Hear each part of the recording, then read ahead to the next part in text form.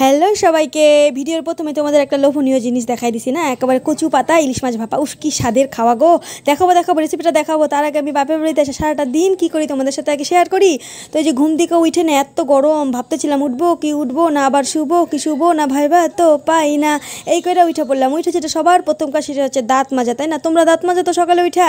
আমাকে কিন্তু কমেন্ট করে জানাও। তো যাই হোক, তারপরে এই যে দাঁত ঠাত মাইজা ফ্রেশ হয়ে নিতেছি। আর এত গরম দেখে না আমার আগেই ভয় লাগে। সকালবেলা উঠে আগে দেখি কি যে রোদ উঠছে না মেঘলা ওয়েদার। যদি মেঘলা ওয়েদার দেখি তাহলে একদম মনটা এত ভাল লাগে। আর এই যে দেখো আমাদের বাড়ির পাগলটার গান শোনো,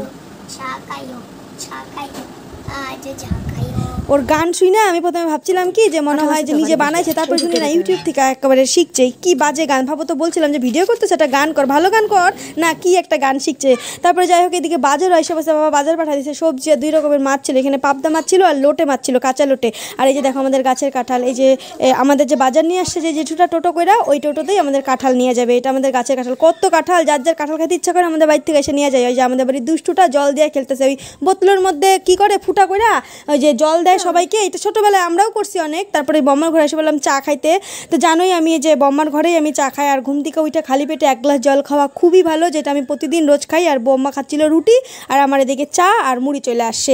আর জানোই তোমরা যে আমি সকালবেলায় যে মুড়ি দিয়েই খাই চাটা, আমি অন্য কিছু দিয়ে খাই না। আর এই যে দেখো ছোটোবেলার অভ্যাস, দিল তো ভাই বাচ্চা হ্যাঁ জি হো, ওই যে মুড়ি দিয়ে না দাঁত বানাইতেছি। দেখো তোমরা ভয় পাইতেছো তো, দেখো ভয় পাবা কিন্তু, আমাকে কিন্তু ভয় পাইতে লাগবে। তারপরে চলে গেলাম গা, মা এদিকে রান্না করতেছে সকালের খাওয়া, মানে আমার জন্য কাঁঠাল বিচি ভাজা, যেটা আমার সবথেকে পছন্দের। তো ডাল আর কাঁঠাল বিচি ভাজা ছিল এই সকালবেলার খাওয়ারে। আর এতটা গরম, আর গরম ভাত গরম ডাল ছিল, আরও বেশি গরম লাগতেছিল। গরমের দিনে না কোনো কিছু খাওয়া শান্তি লাগে না গো। শীতের দিনে শাক সবজি যাই বলো সব কিছুর খাওয়ার টেস্ট আলাদা, কিন্তু গরমের দিনে আমার সত্যি বলতে কিছুই টেস্ট লাগে না। আর এবার যেটা তোমাদেরকে রেসিপিটা দেখাবো সেটা হচ্ছে দুধ কচুর পাতায়, মানে দুধ কচু আর কি, দুধ কচুর পাতায় ইলিশ মাছ ভাপা। এখানে মশলার মধ্যে দিয়েছিল তোমার ওই যে সর্ষে বাটা, কাঁচা লঙ্কা বাটা, হলুদ, লবণ আর কাঁচা সর্ষের তেল। তো ওটা দিয়ে প্রথমে মাখায় নিয়ে মাছটাকেও ভালো মতন মাখায় নিতে হবে।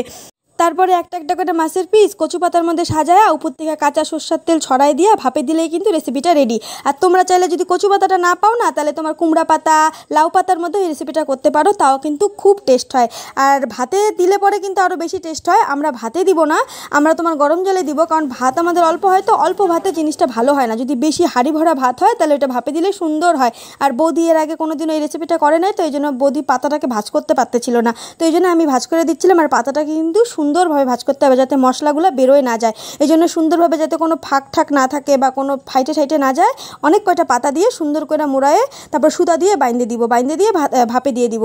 আর তোমরা চাইলে ওই যে ঝাঁঝর আছে না, গরম জল বসায়ে তার উপরে ঝাঁঝর দিয়ে তার উপরেও ভাপে দিতে পারো। তো আমরা দিছিলাম তোমার গরম জলে ভাপে দিয়ে তারপরে উপর দিয়ে ঢাইকে তোমার এই 10 মিনিট খানেক রেখে দিবা, তাহলেই কিন্তু রেসিপিটা তৈরি হয়ে যাবে। আর খাইতে কিন্তু অসাধারণ টেস্ট। ইলিশ মাছের সব কিছুই টেস্ট, কিন্তু এই রেসিপিটা একদম কি বলবো সব থেকে সেরা।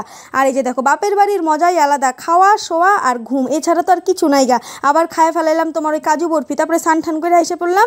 আর সত্যি কথা বলতে কি, এই গরমের মধ্যে কিন্তু মুখে কিছুই মাখি না, কিন্তু ভিডিও করার জন্য মাখতেছি। প্রথমে ওই বায়োটিকের টোনার দিয়ে দিলাম, আমি বায়োটিকের প্রোডাক্ট ইউজ করি, তো টোনার দিয়ে একটু শুকাই নিয়ে তারপরে এই যে ময়শ্চারাইজারটা দিয়ে দিচ্ছি। একটা ভুল করে ফেলাইছি, কী বলতো, এই রোদের মধ্যে না আমার দেওয়া উচিত ছিল এই যে এই সানস্ক্রিনটা বায়োটিকের আর কি, কিন্তু আমি ওই যে ভিডিও করতে গিয়ে ভুলে ময়শ্চারাইজার দিয়ে দিছি।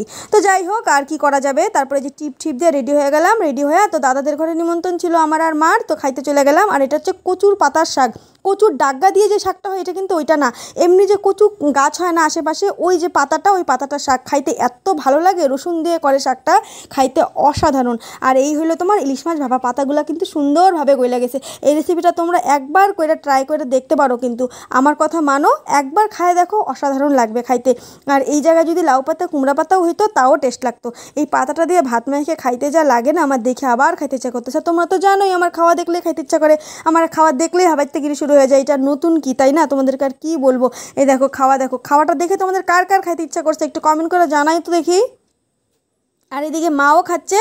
এই যে আমার না ঢোক চিপতেছে, জানো আমার জল আসতেছে দেখে আমার, কারণ এই রেসিপিটা আমি এত খাইতে ভালোবাসি। আর এই রেসিপিটা দেখে না, দেখো তোমাদেরকে দেখাই যে ইলিশ মাছটা কতটা সিদ্ধ হয়েছে, মানে কতটা নরম হয়েছে, একেবারে ধারা ধারা বিশুদ্ধ ধারা। একটা আগে তেলের অ্যাড হইতে না, ওই অ্যাডটার কথা মনে পড়ে গেল।